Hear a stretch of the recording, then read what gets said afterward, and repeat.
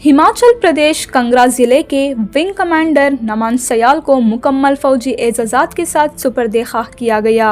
यह अफसोसनाक वाक़या दुबई एयर शो के दौरान तेजस तैयारे के हादसे में इनके इंतकाल के बाद हुआ। इनकी बीवी जो खुद IAF की अफसर हैं, इन्होंने उन्हें आखिरी सलामी पेश की, जबकि इनकी 6 साला बेटी अपनी वालिदा के साथ लगी रहीं। इनके कजिन ने आखिरी रसूमात अंजाम दी और एयरफोर्स के एहलकार, हुक्काम और सैकड़ों मुकामी लोग नम्मू को अलविदा कहने के लिए मौजूद थे। सयाल जो अपनी 30 की दहाई में थे, इनको एक शानदार खिलाड़ी और मुखलिस अफसर के तौर पर याद किया गया। मुकामी लोगों के मुताबिक इन्होंने अपनी मौत में भी मिसाल कायम की, क्योंकि तैयारे को हुजूम से दूर मोड़कर हज़ारों लोगों की जान बचाई।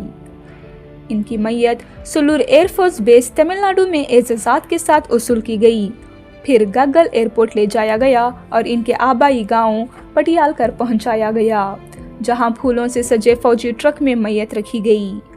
फौजी और शहरी गाड़ियों की लंबी काफिला रास्ते में गुजर रही थी और जज्बाती हुजूम वतन परस्ती के नारे लगा रहे थे।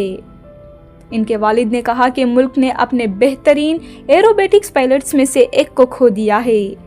मुकामी लोग खामोशी के साथ एक ऐसे शख्स को खिराज तहसीन पेश कर रहे थे जिसे वो हौसले, नज़्म व ज़ब्त और कुर्बानी की अलामत के तौर पर याद करते हैं।